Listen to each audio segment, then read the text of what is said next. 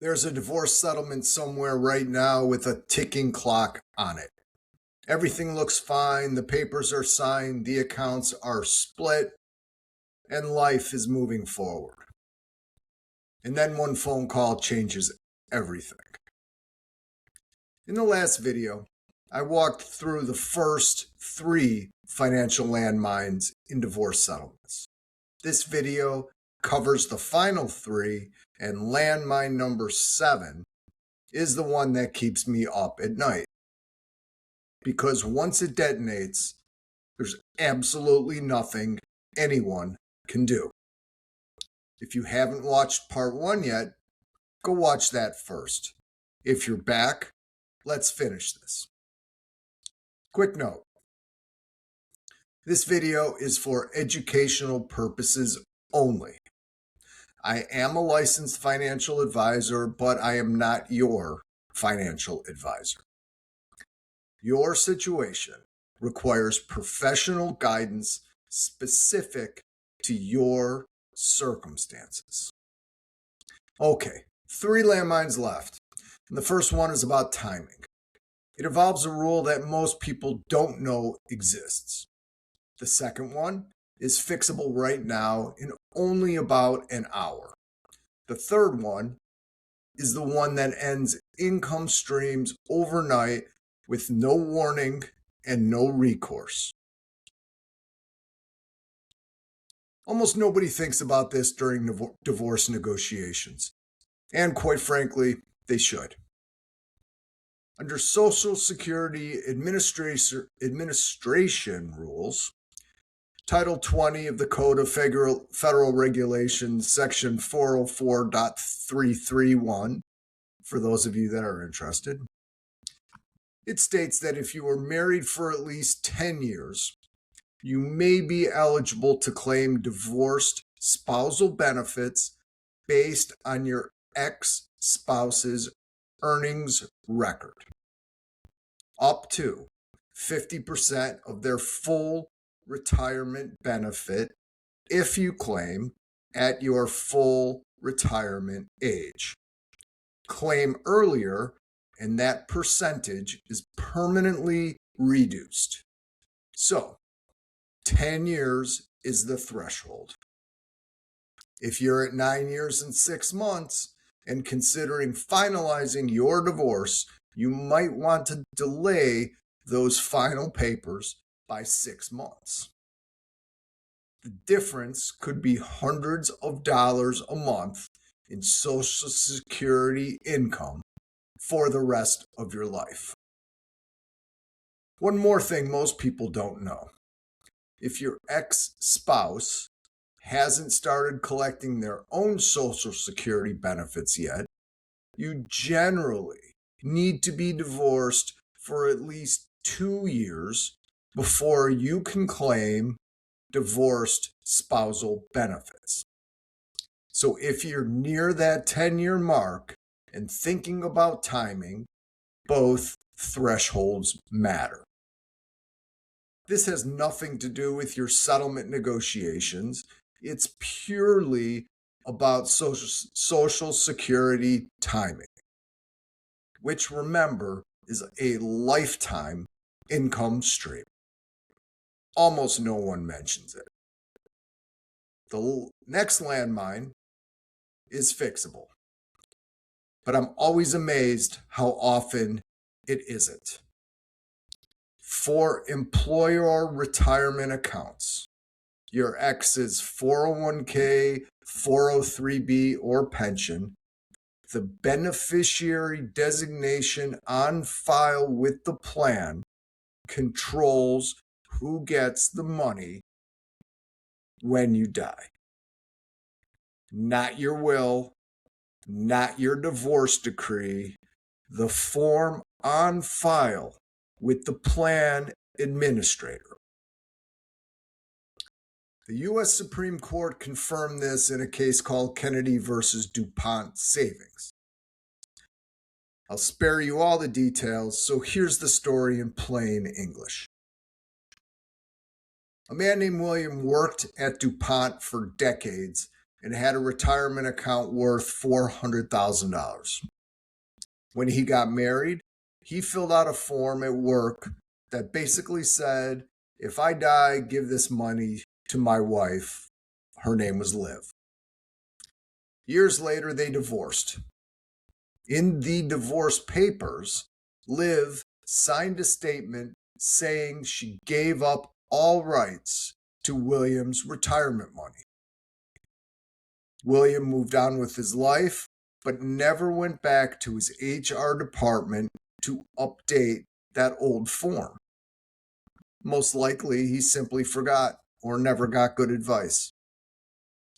He eventually died, and his daughter, who is supposed to inherit his estate, went to DuPont to claim the $400,000.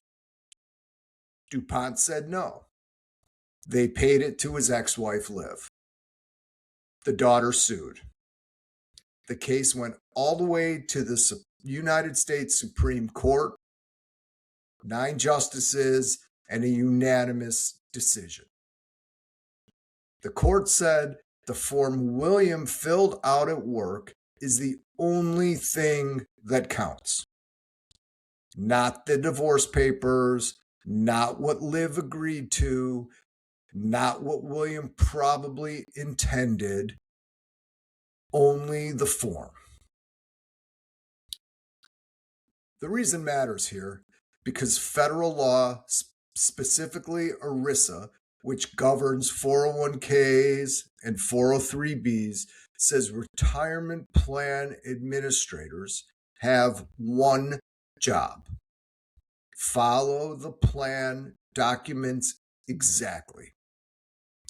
They cannot investigate every divorce decree, every will, every side agreement to figure out who the real intended beneficiary is. That would simply be impossible at scale. So Congress built a simple system. The form controls, period. So the lesson for every divorced woman: if your ex-spouse is still named on your 401k, 403b, or pension, and you die, your ex gets the money. Your will says otherwise, doesn't matter. Divorce decree says otherwise, still doesn't matter. The form wins. If your ex-spouse is still listed as the beneficiary on your employer retirement accounts and you pass away, they get that money, even if you've been divorced for 10 years. This week, log into your 401k and 403b and any pension you have and check the beneficiary on file. Update it. This takes an hour. And it can prevent a disaster. Separately, check your life insurance policies and bank transfer on death designations as well. Now, those are governed a little different by state law rather than federal ERISA rules, but many states will not automatically update them upon divorce. Don't assume anything. Verify and update everything. If this is the financial education you've been looking for, subscribe. I post specifically for divorced women navigating decisions like this. This is the stuff your attorney might not tell you, and your accountant might not even know to mention. Now, this is the one that keeps me up at night, because once it happens, there's often nothing anyone can do. Let's say you're receiving alimony or maintenance, maybe $5,000 a month. Over 10 years, that's $600,000 you're counting on. But what happens if your ex-spouse dies? Now, unless your divorce decree requires them to maintain a life insurance policy with you as the beneficiary, that income stream ends immediately. Not reduced. Ends.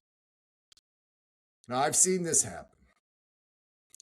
A woman planning her entire financial future around maintenance or alimony that stopped overnight because nobody thought to require life insurance in the settlement.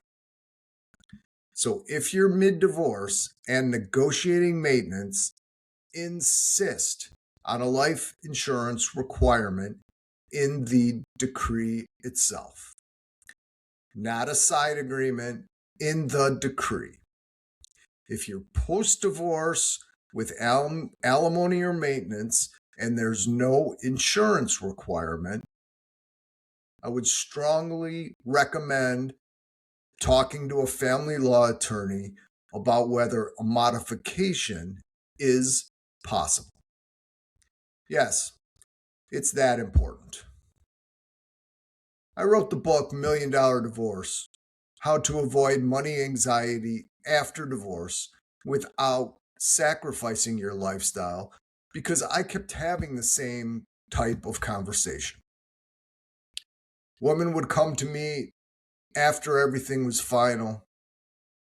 We'd review the settlement, and I'd see Landmine after Landmine. And the response was always the same. Why didn't anyone tell me this? Well, that's why I make these videos. This is not legal advice, and this is definitely not therapy. But this is the financial analysis that should happen before you sign and after. So here's what's still fixable right now. Employer retirement account beneficiaries, update them this week. QDRO, splitting of retirement accounts, not confirmed from the previous video, make that call today.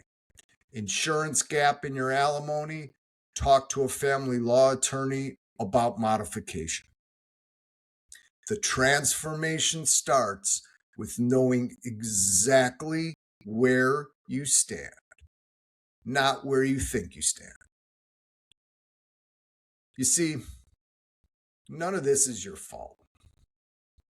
The settlement process isn't designed to protect you financially.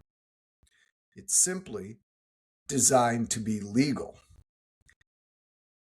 The tax code, well, that doesn't explain itself.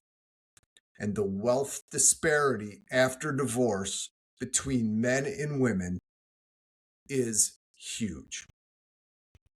But knowing these 7 landmines changes your trajectory. That's the transformation. From surviving the settlement to building something real on the other side of it. Now you know what went wrong or what to protect against. The next question you're asking at 2 a.m. is, am I going to be okay? Can I actually retire or be financially independent? Will my settlement be enough? That's my next video. Real math, no sugarcoating, no false hope, and one variable that every online calculator completely ignores. Watch it next.